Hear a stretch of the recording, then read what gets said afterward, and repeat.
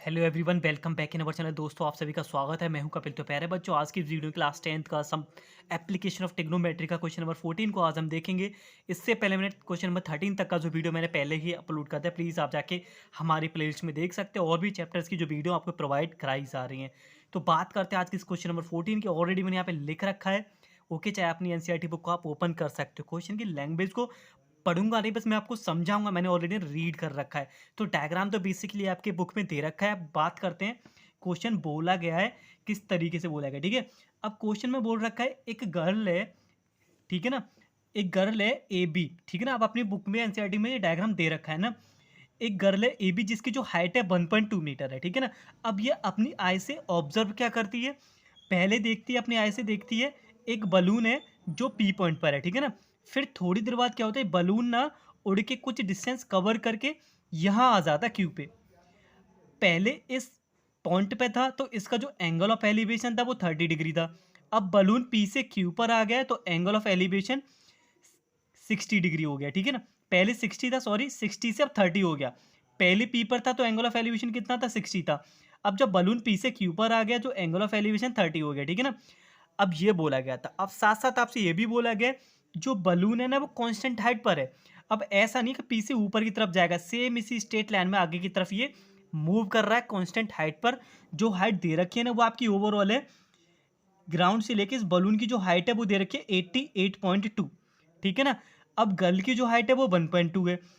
अब गर्ल की हाइट अगर 1.2 है तो गर्ल, ये जो गर्ल की आई से इस बलून की जो हाइट होगी वो कितनी होगी, आई से, क्योंकि गर्ल की हाइट 1.2 है। तो क्या करेंगे, ओवरऑल हाइट में से टोटल हाइट कितनी थी बलून की, जमीन से लेकर ऊपर तक जहां उड़ रहा है 88.2, 88 में से क्या करेंगे 1.2 को माइनस कर देंगे। बाकी रिमेनिंग जो हाइट है वो रह जाएगी उसकी आई से देखने वाली, यानी कि 87 मीटर उसकी आई से ऊपर उड़ रहा है, ठीक है ना। ग्राउंड से तो 88.2 था, उसकी आंख से जब देखा जाएगा तो 87 मीटर पर वो उड़ रहा होगा, ठीक है ना। तो क्या हुआ, ये पॉइंट हमने डी ले लिया। डी से क्यू का जो लेंथ है वो 87 हो गया। जितना डी से क्यू यहाँ पर होगा वही सी से पी पर भी 87 होगा। आपके इस डायग्राम में दो ट्रायंगल बन रहा है। पहला बन रहा है बी सी पी और सेकंड बन रहा है बी डी क्यू, ठीक है ना। और आपको बताना ये पी से क्यू तक जो डिस्टेंस है उसने कितना कवर किया है। जो पी से क्यू का डिस्टेंस होगा वही हमारा सी से डी के लिए भी डी के लिए होगा, क्योंकि सेम डिस्टेंस कवर कर रहा है। पी से क्यू निकाल लो चाहे आप सी से डी निकाल लो।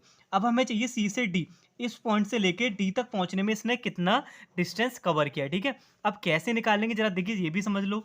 अब हमें सी से डी चाहिए, क्या करेंगे, पहले बी से डी का वैल्यू निकाल लेंगे कंप्लीट कितना है, फिर उसमें से बी सी को हम माइनस कर देंगे, बाकी बचा हुआ सी से डी निकाल आएगा, ठीक है ना।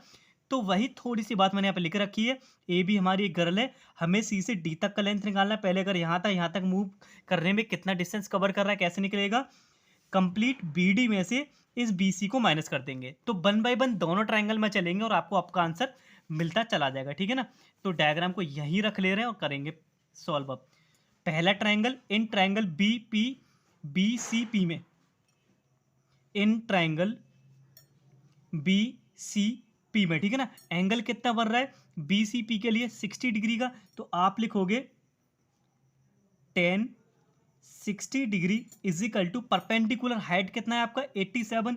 जो हाइट यहाँ पे यूज हो रहा है वो हो रहा है आपका 87 अपॉन बेस कितना बी से सी, बेस कितना हो गया बी से सी। 1060 का जो वैल्यू होता है प्यारे बच्चों वो होता है under root three equals to 87 upon B C.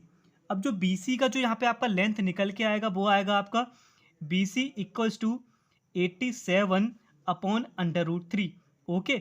अब इसका हम कर लेंगे एक बार ना रेशलाइजेशन, क्योंकि डिनोमिनेटर में रूट होना नहीं चाहिए। जब आप इसको सॉल्व करोगे you will get 87 under root 3 divided by 3। अब 3 से ना ये 29 टाइम कट हो जाएगा, 29 अंडर रूट 3। अब बी से सी तक का लेंथ हमें पता लग गया कितना आ रहा है 29 अंडर रूट 3 मीटर। अब हम क्या करेंगे, कंप्लीट बी से डी का निकाल लेंगे, दोनों को माइनस कर देंगे। माइनस करने के बाद ना आपकी लेंथ सी डी निकल आएगी। अब चलेंगे बड़े ट्रायंगल में, ट्रायंगल बी डी क्यू में। In triangle B D Q में अब जो एंगल बन रहा है बी डी क्यू के लिए वो 30 का बन रहा है।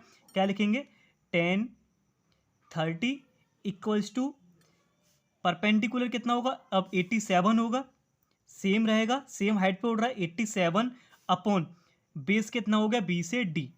अब लिखेंगे हम यहाँ पे बी से डी हो गया। अब टेन 30 का जो वैल्यू होता है प्यारे बच्चे वो होता है 1/√3। 1/√3 इक्वल्स टू 87 अपॉन बी से डी।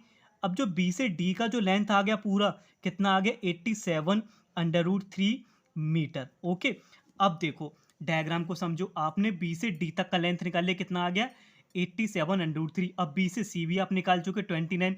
अब क्या करेंगे, कंप्लीट हाइट में से इसको माइनस कर देंगे, बचा हुआ सी से डी निकल आएगा। और वही जो डिस्टेंस होगी आपकी क्या होगी, बलून ने कितना कवर किया, सी डी इक्वल्स टू क्या लिखेंगे B D minus B C. अब जो बी डी का जो लेंथ है वो आपका 87/√3 माइनस बी सी आपने निकाला 29/√3।